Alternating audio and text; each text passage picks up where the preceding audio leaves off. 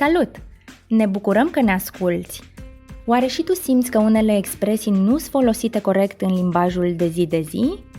Ce înseamnă de fapt supremația legii, independența justiției, ori chiar statul de drept? Rule of Law Rules este un podcast în care discutăm despre aceste subiecte și aceste simțăminte într-o notă informală cu oameni de la care avem ce învăța. Rule of Law Rules este produs de Fundația Konrad Adenauer prin programul Statul de Drept Europa de Sud-Est.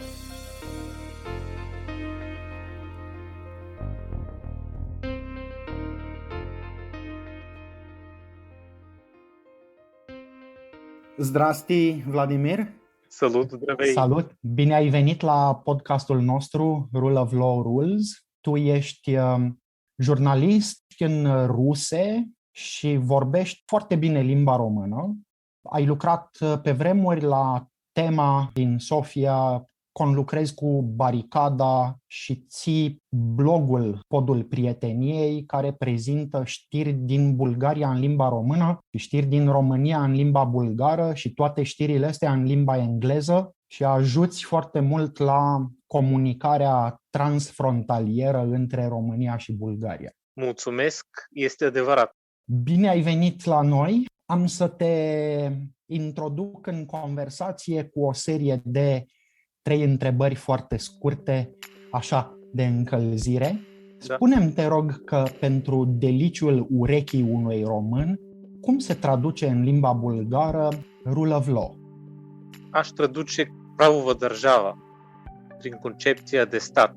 Un stat în care legea și dreptatea este la vârf. Mulțumesc. Vreau să te întreb personal dacă ai de ales drepturi și libertăți sau îndatoriri și obligații. Eu prefer să am drepturi.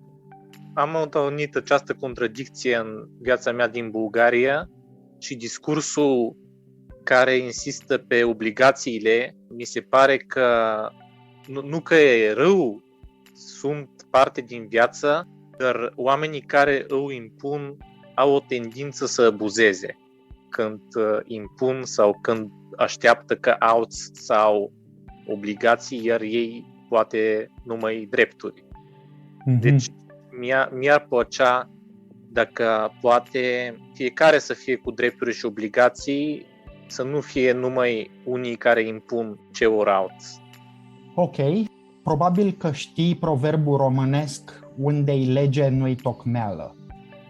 Aveți și voi așa ceva în Bulgaria? Trebuie să mă gândesc.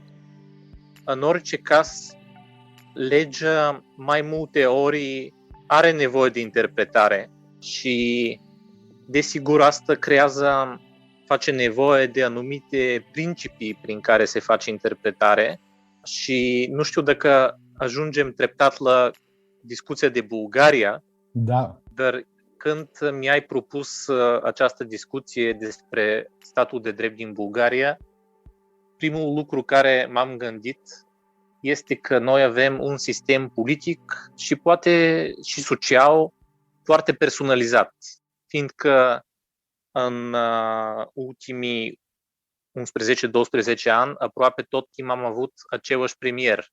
Și domnul Boico Borisov. Domnul Boico Borisov, da. Și stilul lui de conducere este cumva foarte legat de persoana lui. Deci aprecios, așa. Da. Există așa ceva, dar poate nu obligatoriu în sensul că el este un copil care are niște pretenții, fiindcă el este la vârf și mai este așa cum eu, multe lucruri depind de el, așa și eu e presionat de mai multe locuri să facă ceva pentru anumite categorii de cetățenii și aici vine problema capriciului, să zicem, fiindcă, în opinia mea, el este un superb improvizator, tactic mare, poate, deci el are talent de improvizare, de descurcare, este cumva o persoană care cred că s-ar descurca foarte bine la stradă. Dar când vine vorba de construirea de societate, stat de drept, devine mai complex și are nevoie de sprijin, are nevoie să fie iubit.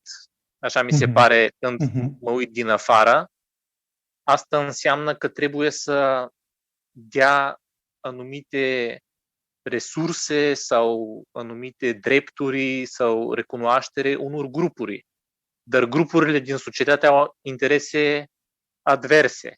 Da. Și aici vine problema capriciului, să zicem, sau conducerii după poftei inimii tale, să zicem, fiindcă, de exemplu, avem acum coronacriza și pe de o parte avem problemul sanitar care cere închidere a mai multor locuri de viață, de afaceri, să fim izolați, dar există o categorie puternică în Bulgaria, fiindcă în Bulgaria turismul e puternic și industria Horeca are lobby puternic.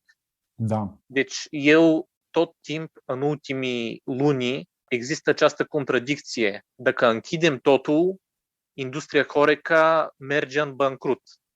Dar dacă închidem, devine problem sanitar. Și am văzut exact cum eu am încercat să facă ambele și s-a ajuns acum la o criză sanitară care e gravă, cel de-al treilea val de coronavirus cu mulți victime și pe de altă parte eu am închis la începutul lui martie restaurantele și cafenelele, dar trebuia să le închidă 20 de zile, aproape 20 de zile după asta și patronii au spus că de fapt această deschidere i-a generat mai multe datorii decât dacă ar fi fost închise și nu au avut profituri care să echilibreze. Deci aici vine problema, din nou revin la problema cu poate statul de drept sau principii când nu este atât de clar și neutral cum se face în anumită situație și cum nu se face, atunci intervine poate anumit grad de arbitrariness, poate, nu știu dacă există acest fel de cuvânt în română. De arbitrariu, într-adevăr. Da. Înțeleg că e lupta asta între ordine și libertate, care e foarte clară, e vizibilă în tot ce are legătură cu pandemia de coronavirus, cu criza corona. Aș vrea să te întreb dacă în campania electorală se discută și despre alte lucruri care țin de statul de drept. Se discută cumva despre separația puterilor în stat sau despre independența justiției? Pe de o parte, aceste subiecte există, pe de altă parte, în opinia mea, nu se discută sau nu se discută suficient. Și voi explica mai mult. Știi că am avut în vara 2020 proteste care au fost drept pe subiectul corupției, anticorupției, statul de drept și atunci s-a vorbit mult despre faptul că procuratura ar fi, pe scurt să zicem, ar fi urmărit anticorupția într-un mod corupt, care beneficie anumite oligarhii sau afaceriști. Și atunci s-a vorbit mult, dar ceea ce a urmat în toamnă a fost, pe de o parte, a scăzut acest impuls al protestelor, au dispărut de fapt în toamnă deja și pe de altă parte au crescut semnificativ cazurile de îmbolnăvire și chiar de moarte din cauza coronavirusului și cumva ordinea de zi treptat s-a schimbat și această mare presiune retorică care a existat împotriva guvernului Borisov și procurorului șef Gheșev s-a retras. Ei cumva, în special Borisov, și-a întărit pozițiile și ceea ce a urmat apoi însă nu a dispărut complet subiectul, pentru că protestele au reușit într-un lucru important, au internaționalizat problema corupției din Bulgaria sau statului de drept din Bulgaria. Și poate că ai urmărit că în octombrie Parlamentul European a adoptat o rezoluție care poate pentru prima dată a spus cu subiect și predicat, cum se zice în română, că în Bulgaria există niște aberații și probleme cu statul de drept. Și apoi acest, să zicem, plot, nu în sens că este conspirație, ci simplu că este o serie de evenimente. Acest plot a continuat și chiar recent a avut noi episoade, pentru că, pe de o parte, Curtea Europeană de la Luxemburg a stipulat că ordinele bulgare emise de Bulgaria, care prevăd arest european, la nivel european, nu au obligativitate. Pentru că, așa în Bulgaria, nu există control judecătoresc asupra emiterii acestor ordine de către procurori. Eu nu sunt jurist de educație, nu cunosc aceste detalii foarte bine, dar observ din presă și din dezvoltările că există o întrebare, să zicem, despre rolul procurorului șef și procuraturii din Bulgaria, care s-a internaționalizat. Și voi da încă un exemplu care va fi chiar interesant românilor, în opinia mea. Cei care se opun procurorului șef Gheșev își doresc mult Laura Kövesi să vină în Bulgaria și să rezolve lucrurile. Deci, într-un sens, pare că există două feluri de anticorupție. Un aplicat de Ivan Gheșev, alt aplicat, asta e înțelegerea oponenților lui Gheșev, că Laura Kövesi face anticorupție într-un mod onest, să zicem.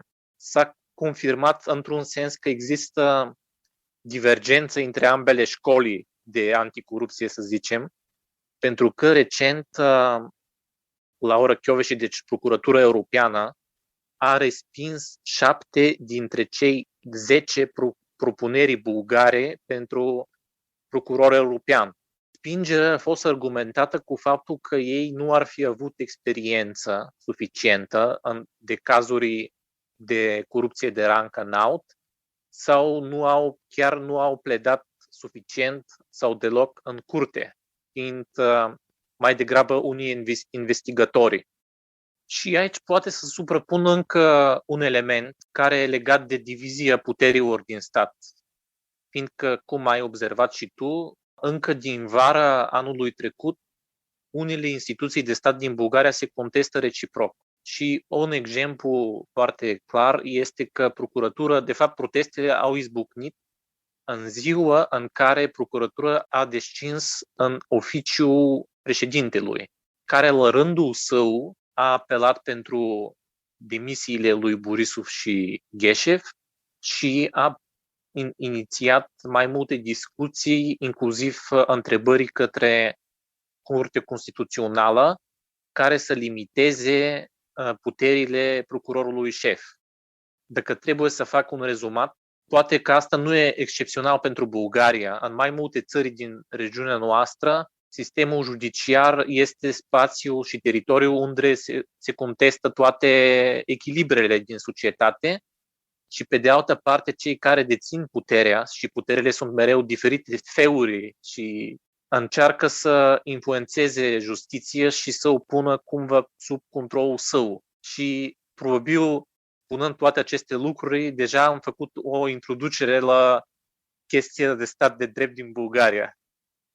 Fiindcă exact asta avem acum, o contestare reciprocă. Și să închid răspunsul la întrebarea ta, aceste subiecte sunt importante pentru elitele noastre, fiindcă ei sunt încleștite în aceste conflicte unii cu alții, presupunem, dar în opinia mea, sau cel puțin ceea ce văd din media, din spațiu online, poporul nu prea îi pasă. Mi se pare că poporul, dacă pot generaliza, deci Bulgarii în general, sunt îngrijorate de vaccinarea în prezent foarte mult. Sunt subiecte care apar și dispar, dar presupun că acest subiect al statului de drept și anticorupției este cumva subiect de expertiză. Se cere să ai anumite acumulări ca să poți intra în acest subiect și aici mi se pare problema cu protestele din Bulgaria și am scris asta chiar în unele articole. Aceste proteste nu au articulat o viziune de modernizare sau schimbare a societății. Ei au spus, aceștia sunt răi, aceștia sunt buni. A apărut această idee care sunt, dacă nu mă înșel, 7 propuneri pentru reformă judiciară. Dar asta mi se pare insuficient pentru o modernizare a societății mai amplă, pentru că nu se pun niște indicatori, de exemplu, ce ar însemna succes în reforma judiciară sau socială. Cumva asta mi se pare problematică în Bulgaria în general. Există o desprindere între elite și popor și elitele mai rar educă poporul, în timp ce poporul mai des respinge elitele, are atitudine anti-elite și așa mergem înainte cu aceste contradicții.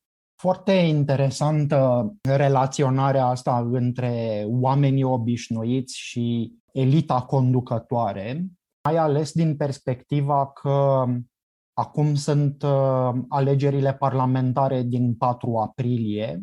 În funcție de cum comunică politicienii, vor primi sau nu vor primi voturi, în funcție de cum votează oamenii, anumiți politicieni vor primi responsabilitatea de a crea noul guvern și de a merge mai departe cu dezvoltarea Bulgariei, inclusiv justiție, procuratură, afaceri, pandemie, spitale, școli, autostrăzi, teatre și ce mai are nevoie omul obișnuit. Și mai aveți alegeri prezidențiale la toamnă, probabil în octombrie-noiembrie? Da, în toamnă vor fi, da. Crezi că există o perspectivă de dezvoltare pentru Bulgaria, pentru următorul mandat, să zic așa? În primul rând, nu au asemenea viziune de nimeni. Deci, nici asta vreau să spun că există un partid care are viziune, nu viziune, dar vorbește de modernizare mult. Este Partidul de Bulgaria Democratică, care am asemănat, pentru cititorii și ascultătorii români, am asemănat-o la USR Plus, fiindcă este un grup, alianță unor 3 partide care reprezintă cumva clasa de mijloc din orașele și au această viziune sau agenda anticorupție. Dar în afară de aceste vorbe de modernizare, care sunt cumva neclare, generale, nu au ceva strategic. Și eu sunt, de fapt, jurnalist de relații internaționale și eu chiar când votez, asta mi-ar plăcea să au anumită strategie sau viziune internațională. Deci Bulgaria ca un subiect poate a relațiilor internaționale sau oamenii ca subiect au relațiilor internaționale. În orice caz, dacă ai o viziune pentru relațiile cu lumea din afară, asta deja înseamnă un grad de subiectivitate, în opinia mea, și înseamnă și o capacitate de gândire strategică. Dar poate că am stat atât de mult timp cu această conducere suprapersonalizată a lui Boris, nu știu, simplu, ideea este că lumea poate se schimbă foarte rapid și nimeni nu poate spune așa clar, trebuie să ținem numai cu Germania, numai cu SUA sau numai cu Rusia. Sunt oamenii care, sau partide, sau liderii care pot spune că în general sunt, de exemplu, pro-europene, mai aproape toate partidele sau cred că chiar toate partidele sunt pro-europene într-un sens sau alt, cu diferite nuanțe, mai spre Turcia, mai spre Rusia sau mai spre alte țări, dar simplu nimeni nu poate face strategie, fiindcă și lumea se schimbă foarte rapid.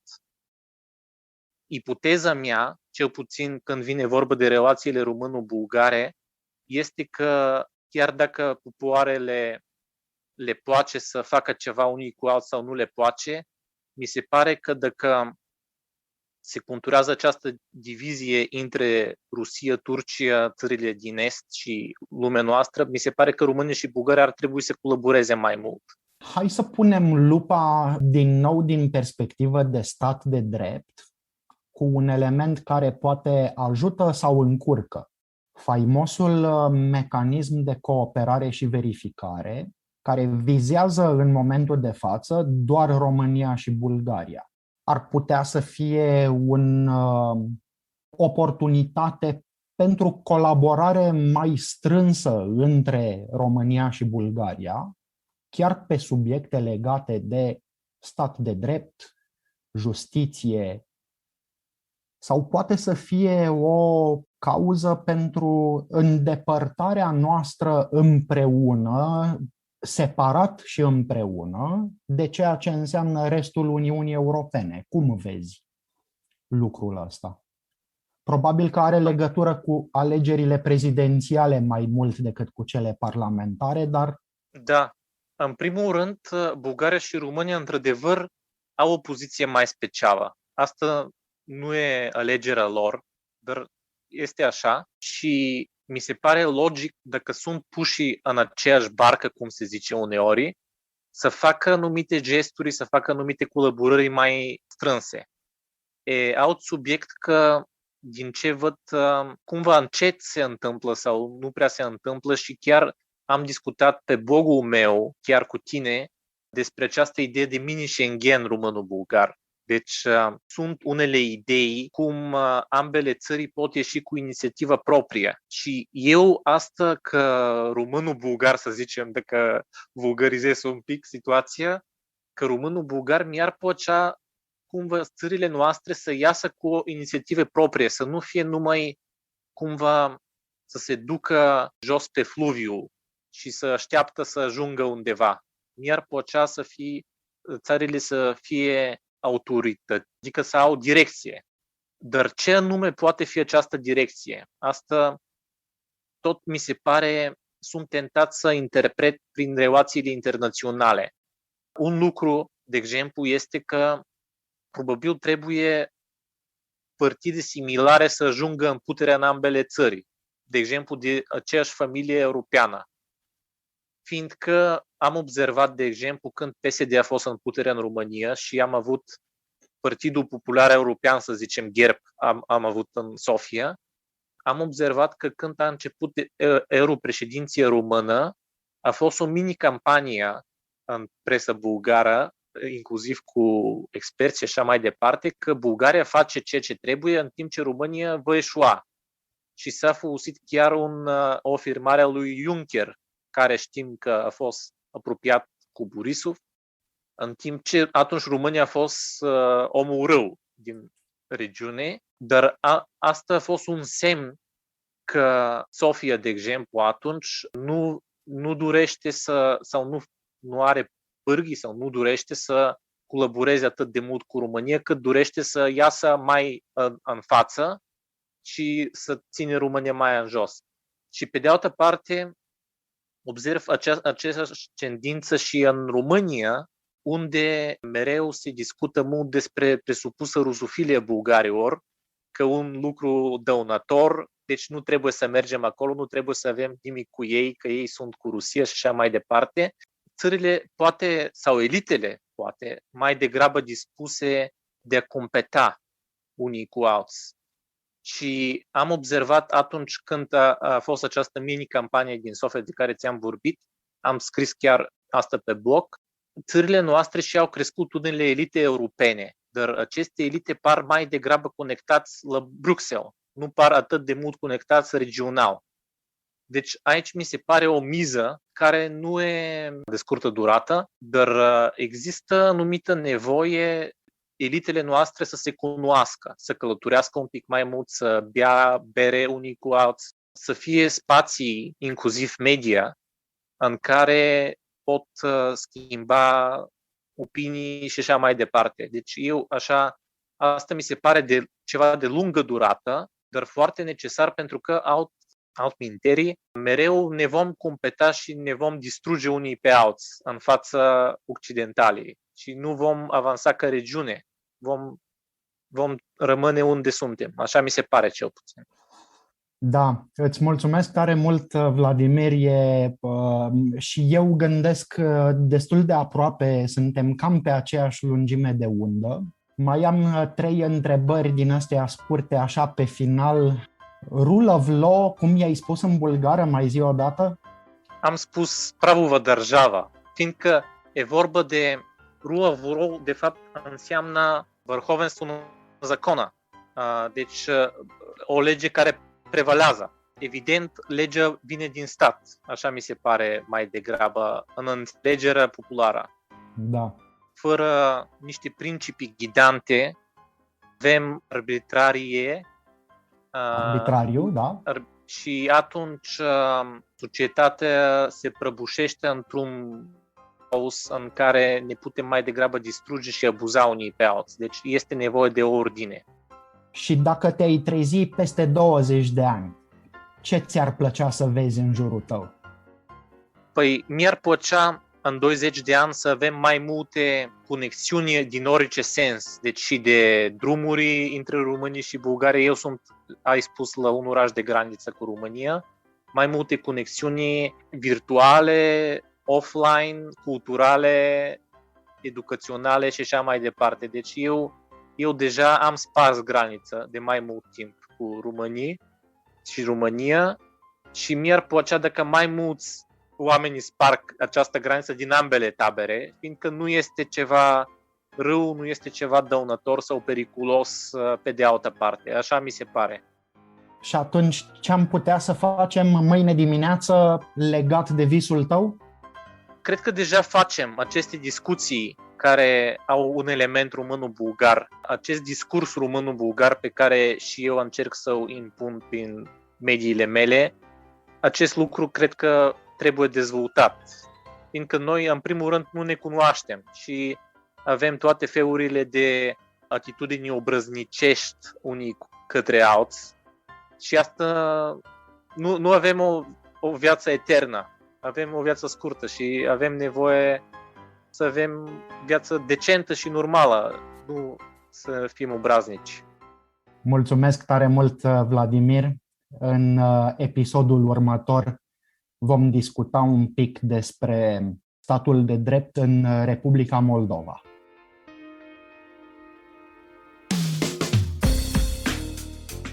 Îți mulțumim că ne-ai ascultat. Sperăm că ai aflat lucruri noi, în egală măsură adevărate, bune și utile.